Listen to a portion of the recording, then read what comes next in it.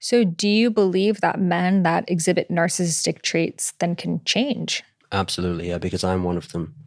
Yeah, so I come from that background, and I've helped my father a lot. He's come a hell of a long way, and other men that have worked with me, I've seen it in them. So I don't really buy into anything that mainstream psychology says because it's so hard and intellectual. The first thing you're going to see is that, yeah, bleak chances, 97% chance that a man with NPD will ever change. No, I think the chances are way higher than that. But do you think that that narcissism is this clinical condition, or you think it's just a label? It's just a label. It's just, when I say ignorant, I'm not being in any way condescending. I'm just trying to be factual. It's these hardcore labels that we prescribe to people's, like I said, symptoms of millions of years of evolution. Who are you to be born in this time after millions of years of evolution and come along and say, yep, slap on the term narcissist on him. He's screwed. He's gone. How arrogant is that? Do you think that at some level, all men that have narcissistic traits? Yeah, that's what I think too. Yeah, because I'm like, so they're all narcissists. Maybe they're just men. Yeah, because exactly. So two men walk in right now with knives. Between the three of us in here, who's going to be most likely to stand up and protect the room? Whilst likely the females are screaming. I'm not saying about that, you know, anything personal, but in general, that's what women do, right? Panic and get emotional and be scared for their safety. And that's actually what inspires men to step up. And for a man to do that, he has to disconnect for a moment from all the rational, logical, emotional parts of him that fear being hurt and just think, squash the threat. So that mindset of squash the threat was the most beneficial one, and it's lived on and it continues to today. Look at millionaires or the best athletes. They're obsessed with killing the competition. That to me is the narcissistic trait. Yeah, you're really opening my mind here, because I was like, I need to change and end. I even wrote this thing, no more narcissistic men. And I'm like, oh, maybe it's just, but again, it's hard because it's you don't want to invite in those dynamics again either. No, yeah, but empathy doesn't mean inviting. Empathy means understanding. But to me, the fact that you were even interested in learning about empathy means you're not a narcissist.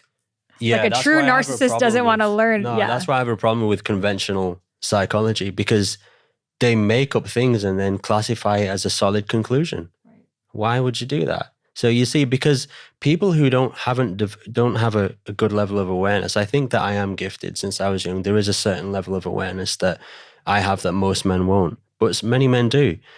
And so when we come along and people with qualifications say things like, yeah, NPD means that they just can't change, they don't have empathy.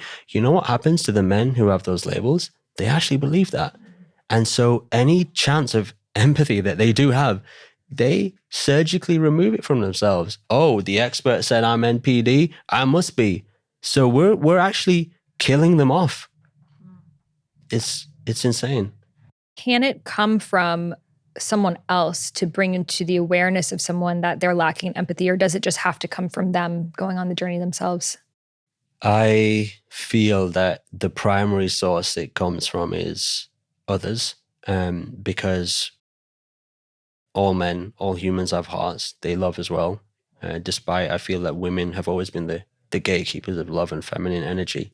Men have it too, absolutely.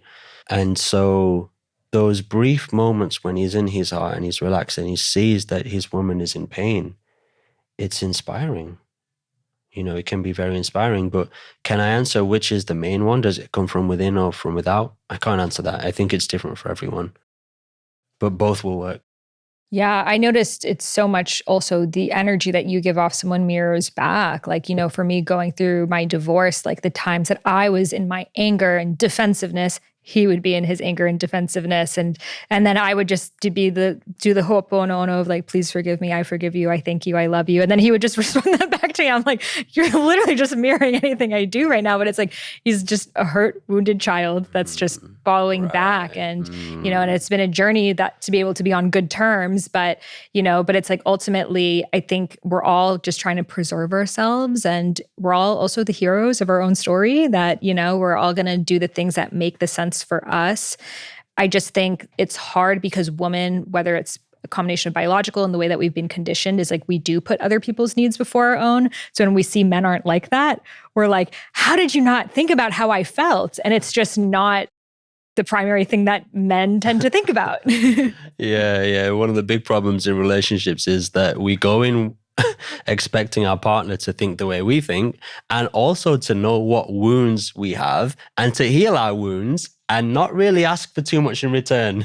So we go in with enormous expectations. We really, when we're not awakened, we go into relationships expecting our partner to soothe and heal our unmet childhood needs. And that's why this work is so precious. That's why it's so precious.